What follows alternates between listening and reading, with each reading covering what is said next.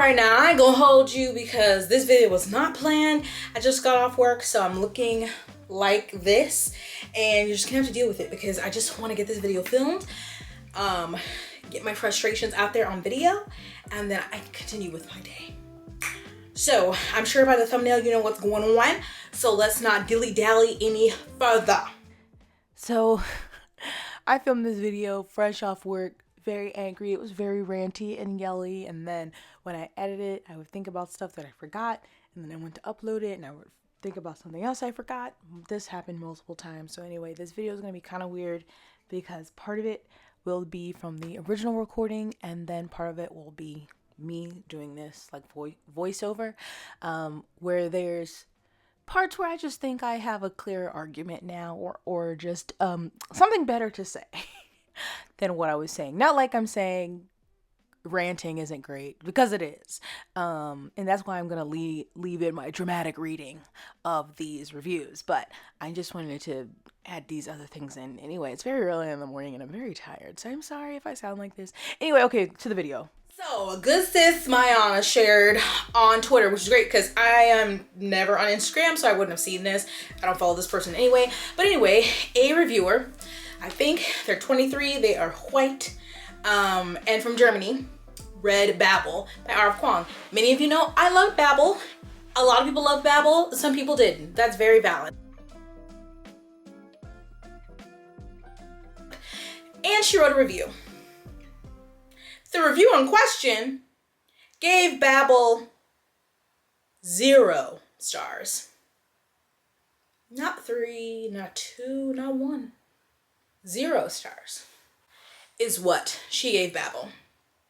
But she was so brave, so bold to speak her truth.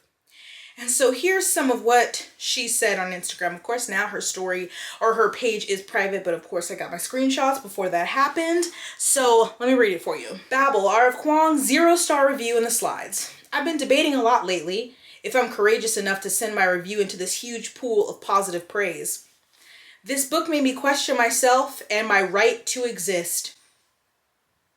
It made me feel miserable and alone with my point of view, doubting if I, as a white European person, am actually in the position to verbalize critique toward a book like BABEL, which is in quotation marks.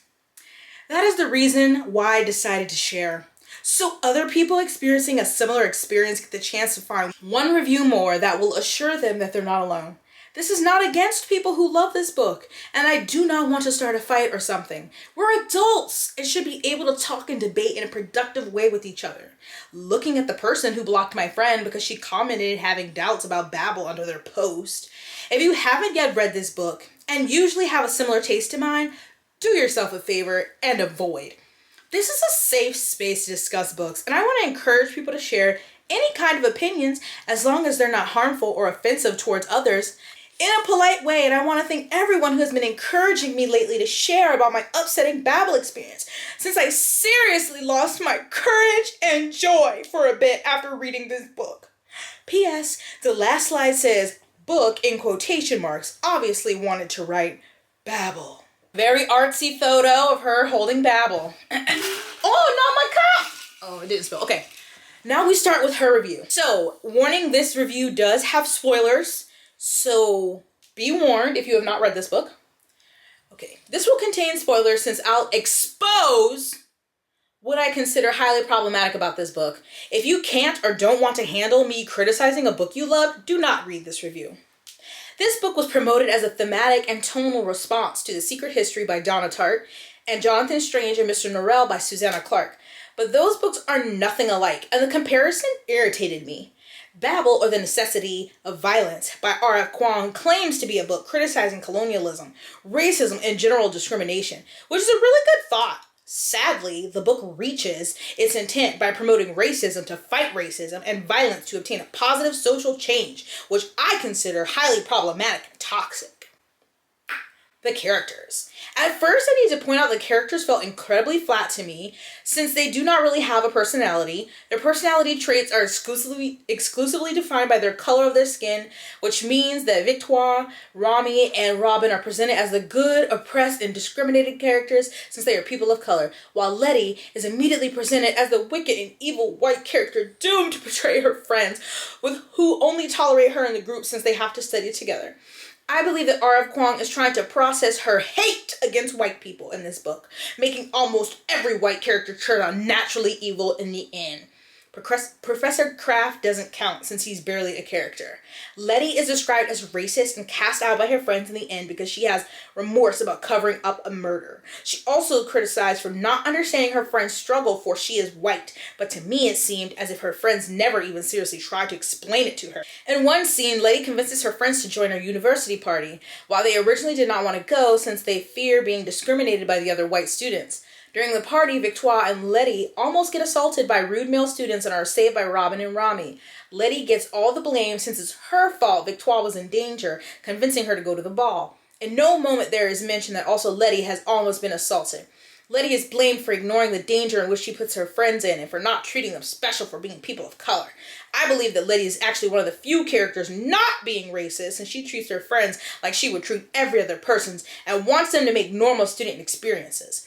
I was wondering if R.F. Kuang wants to convince white readers that they have to tiptoe around non-white people instead of treating them like every other person. She also seems to point out that a person of color and a white person could never have a real friendship or relationship, since a white person will reveal as a traitor in the end. The goal. Another twisted problematic is that the characters who are presented as good by R.F. Kuang go down a very dangerous path, actually, and making her favorite characters, Robin, Victoire, Rami, join a secret terroristic society. She promotes violence against the state of Britain, but also innocent citizens and people who have never been involved into actions R.F. Kuang wants to criticize.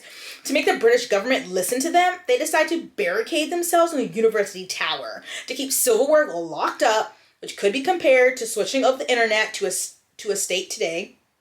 I think she meant switching off the internet. Everyday life crumbles, bridges and buildings fall, and innocent people get hurt and die. Robin even wants to keep the other students as hostage while driving forward his revolution, but gets convinced by Victoire to let them go. I do not think this is a way of movement or activism that should be promoted. The past shows us that fast and violent change never reaches its objective but hurts innocent people, creating hate and antagonism. R.F. Kuang made me feel miserable with her book. That gave me the feeling that I'm guilty of racism through my mere existence. She does not encourage unity, but creates an antagonism that in 2022 should not take space in people's minds anymore. In spite of being set in 1830, BABEL seems incredibly modern and is definitely intended to be transferred on our present. When I checked R.F. Kuang's Wikipedia in an attempt to find out the reason for her despise, I discovered that she is currently writing her dissertation about propaganda literature during the Second Japanese-Chinese War. Propaganda is a systematic dissemination of political, ideological ideas and opinions with the aim of influencing general awareness. It's obvious that R.F. Kuang uses her characters as vehicles to transport her own opinions to the reader, which is also the reason why she didn't give them a character and zero character development, and why they are actually able to have completely formed political opinions already without even developing them during the book. I am not sure what R.F. Kuang wants to obtain with BABEL. I do not know how BABEL actually made it into publishing, since it is doubtlessly a harmful book. I would love to encourage people to actually think about what they are reading. If you want to inform yourself more about the book and some critical points of view, I'd love to recommend you some booktube videos or reviews that spoke to my soul after completely being devastated by R.F. Kuang's book.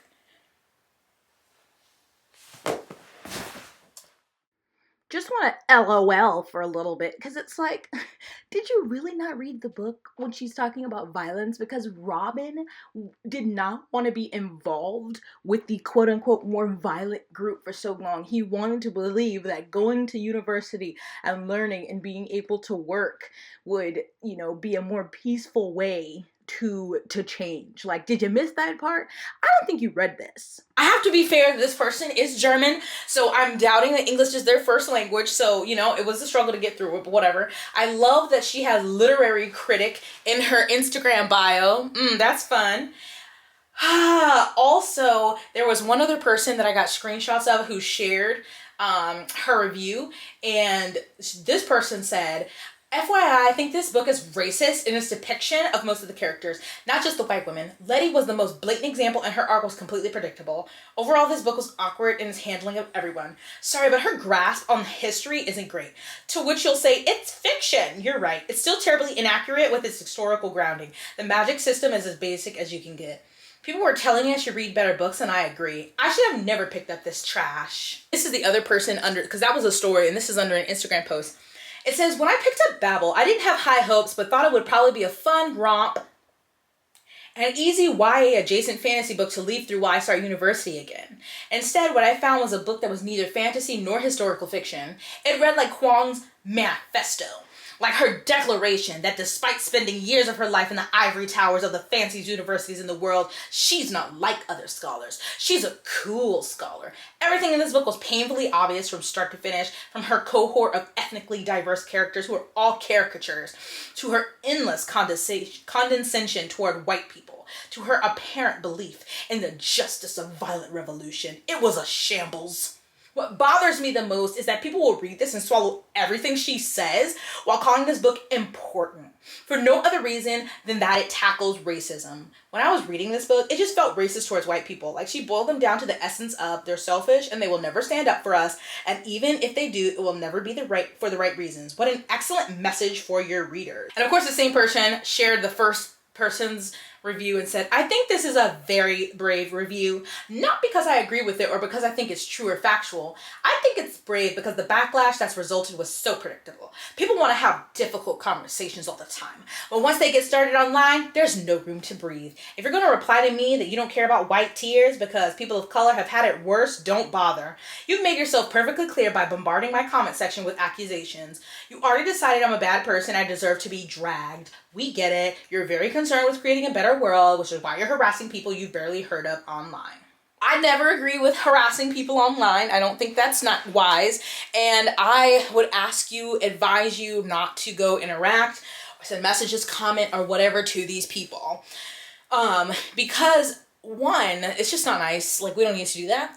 And two, they're not going to listen. They are firm. They are firm in their white delusion. And it's the audacity for me. Like, obviously 23, I don't know how old the other person is. You're still young. You have a lot of the world to see. You're in Germany. I don't know the percentage of black people. I don't know what the percentage of people of color in general and that you interact with. And like, not you sticking up for like the biggest colonizer of all time. Britain will be fine, girl. Great Britain will be all right. They are doing well, sister. They are okay. They are taking all of the money from their residents. They are taking all of the money from their citizens. Great Britain will be fine, okay?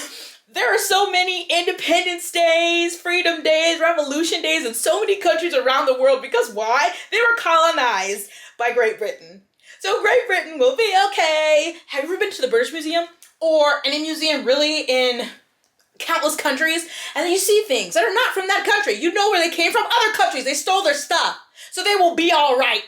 Great Britain don't need you out here caping for them, girl. They're fine. I know this video is so back and forth. I'm so sorry, but for her to say in her review, quote unquote review, that R.F. Kuang doesn't have like a grasp on history or has history wrong, and like she just used this book to make up lies, like colonialism is literally history. I'm like, you have to be kidding. That is literally what happened. That is why the world is the way it is. Like, you can't be serious. And I already spoke about, or will speak about, violence. Like, that's what happens. Revolutions are rarely peaceful. Like, and then to say it's racist against white people. Okay, so when I went to Merriam-Webster, the definition of racism, they have two: a belief that race is a fundamental determinant of human traits and capacities, and that racial differences produce an inherent superiority of a particular race. And then the systemic oppression of a racial group to the social, economic, and political advantage of another, which is very important. And which is why people often say that minorities or marginalized groups cannot be racist, because we are the minority. We do not have the power of the system to be racist against white people who are in charge of everything around the world. And that's why there are revolutions. It's why people have to rise up to try to fight the oppressor, because it's always been white people. It's always been white people looking down on people who have a different skin color, or certain times, religion or different things. It's always been white people who've been the aggressor. And so, yes, we have to fight back in certain instances, but that does not make us racist towards white people. And if this book made you feel bad as a white woman, that's the fucking point. Maybe look within, honey girl. Maybe do some soul searching as to why. One thing about this review that really chaps my ass is that her talking about how violent it was, and R.F. Kuang is promoting violence, as if any revolution has been very civil and calm and no one gets hurt. Yes, it is sad that there are often victims, innocent people, things get destroyed, towns, cities, you name it. But to say like this is like so out of the ordinary, this has never happened before, I can't believe R.F. Kuang put this in her book. Like, are you serious? Have you never read about one historical event where one group has to rise up against their oppressor? Never?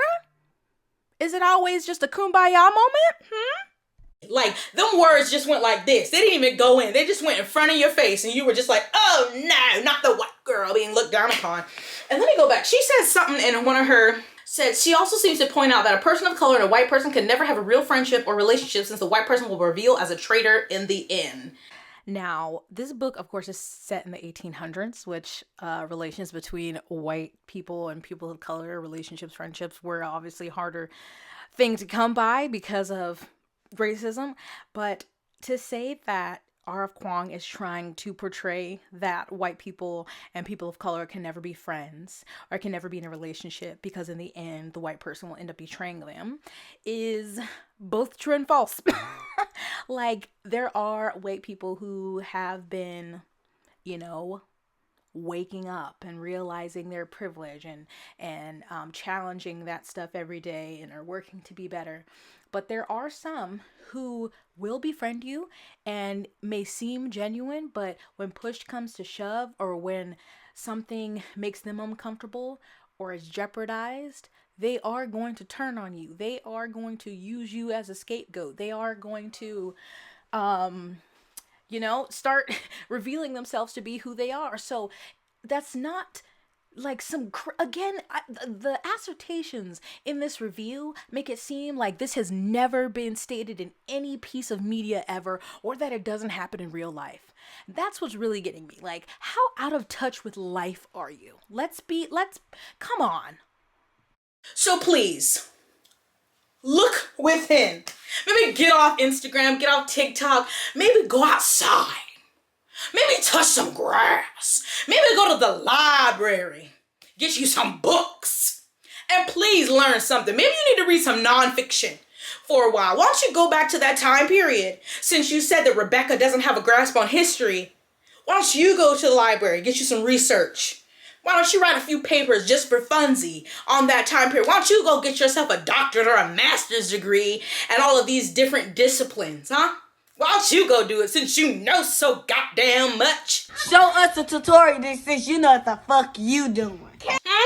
Why don't you tell us? Why don't you recount the histories? Are you trying to say that England didn't colonize all these countries? That they have not used, abused, mistreated people of color since forever? Still are today? Is that what we're saying? Because it's hilarious. Actually, it's not funny at all. Get a fucking grip. Okay, lastly, I would like to just say that she missed the entire point of the book. The point of the book is R.F. Kuang is using language to explore colonization and how England went to various countries, and in the book, of course, various countries that speak different languages to bring them back to England. So using them, exploiting them to build up their empire. That is literally what the book is about. And take out the language part, and there you have legit history. Like, I'm just so confused how she thinks this book went so far off the rails from what actually happened. And then I have a tweet that I wanted to read, and it's from author Kosoko Jackson. Even if BABEL does promote violence instead of unity, so what? People of color deserve rage too, not just the white forks who lose their kingdoms, fall in love with a rogue, use a dagger, and discover they come from a secret line of witches. And also I have this other tweet that says, this review is living proof of why white people refuse to read books, especially fantasy written by people of color. They fear the possibility of having to come to terms with systemic injustices that they benefit from directly. Okay, I said it before, but I will ask again that you not go interact with these people. I don't know if their accounts are still private, but it's just not worth our time, and we're better than that. So, I mean, subtweet about it all you want on Twitter because I love reading the tweets, but please don't go directly attack them. Okay, thank you. Bye. But this might be one of the worst takes. Like, dang, I was just making my top 10 lists of things that happened this year, and now I don't know, this might come in number, I don't know, but this gonna be on the list. So congratulations, you got the attention. Are you happy? Anyway, I hope you go to the library and stay offline. Hope everyone else has a great day. I gotta go.